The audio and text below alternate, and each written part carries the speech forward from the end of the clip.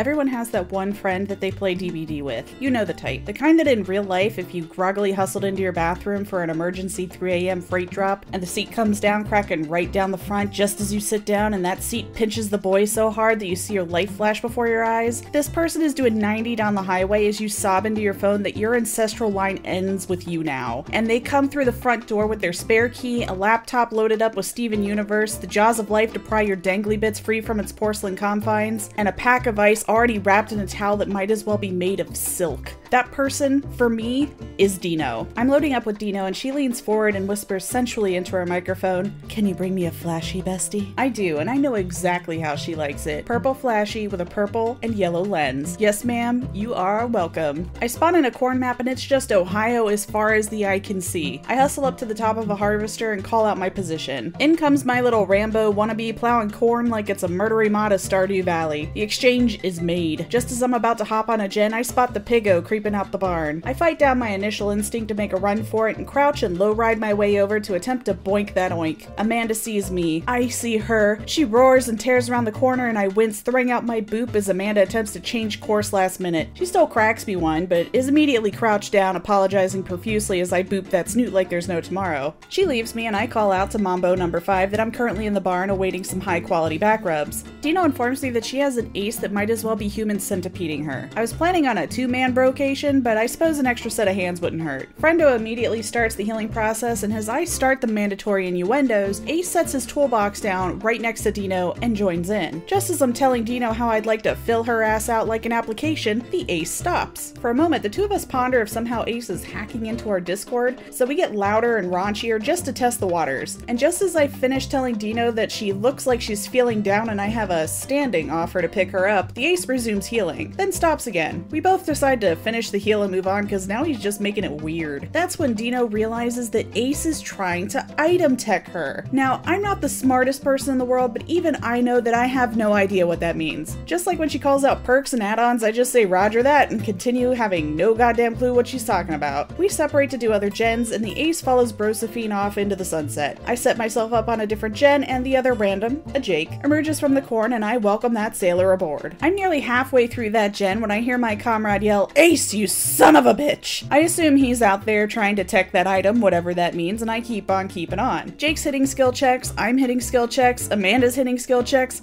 Jake doesn't understand the killer rulebook and fails to boop the snoot in a timely manner and is quickly run off the gen. I let Piggo kick that gen like it's Victor before heading out to pursue the Jake. A short while later, Deenah's creeping up behind me. If they get on this gen with you, I'm gonna need you to move. The two of them run around the corner, fresh off snorting pixie sticks off Satan's anus or whatever the two of them were doing out there. Ace still has Deenoh's flashy. My gen is cooking as I step away, only for Deenoh to hop aboard and blow every single skill check, running my precious gen down to nothing. I decide to move along to a different location, passing by the pig as she made her way to the hootenanny, ready to pork the whole lot of them. That Ace may have stolen Deenoh's flashy, but she's here to steal his whole life. While Deenoh is out doing the Lord's work, I take care of the generators. Unfortunately, both the Ace and the Jake recently received a Cuisinart sponsorship and a whole ass bag of oranges because they were juicing Amanda the whole time. As I finished off the last gen, I realized that this was not a job for a single sandbag wielding sociopath. A second was sorely needed. I stood at one of the doors and pulled the handle, but the moment Jake and Ace arrived on scene, I stopped. Amanda was flanking and the Ace made a run for the harvester as Deenoh blocked off all but one vault. Jake gave me his toolbox, a peace offering. At that moment, my conscience caved. Jake had done nothing. He was a precious little soul and I have a soft spot for Jake main since my spouse is one. I took the toolbox and stood aside. Amanda did not appreciate that. She clobbered me and that's when I discovered something that would throw the whole plan into turmoil. She had Franklin's. Amanda dropped me like a sack of bricks and gave me a party hat for my efforts. Deenoh hoisted me back up and I worked on ditching the party hat, while Dean trailed the Ace and did her best to make sure the pig could get her foot so far up Ace's ass that it straightens out his intestines. Amanda connected at a T&L wall, and Deenoh waited patiently to be reunited with her flashy. By the time Amanda left and Deenoh came in, the flashlight was missing. If swearing was a sign of intelligence, then Deenoh had a genius level IQ in that moment. Somehow Piggo had managed to sneak up on them and hooked one and down the other in the attempted save. Deenoh was actively staring at Ace, mocking him for being immortality challenged. I stood by Jake, throwing out reassurance to make sure that he would survive long enough for Deenoh to secure the flashie and prepare for evacuation. Sadly, when Ace went to the big strip club in the sky, Deenoh was left empty-handed. He didn't have the flashie. I unhooked Jake and his sprint burst sent him flying to the door. That's when he made a detour. Ace hadn't just stolen Deenoh's flashie, he hid it at the top of the harvester, and now Jake was grabbing it on the way to the door. The realization hit us like a ton of bricks. The two of them had been in cahoots the whole time. It was time to commence Operation Quicker Swiffer Picker-Upper. I blocked the door and shook my head. Amanda was coming in so hot you could almost hear her sizzling. Jake looked at me in the eye, but he would not drop the flashie.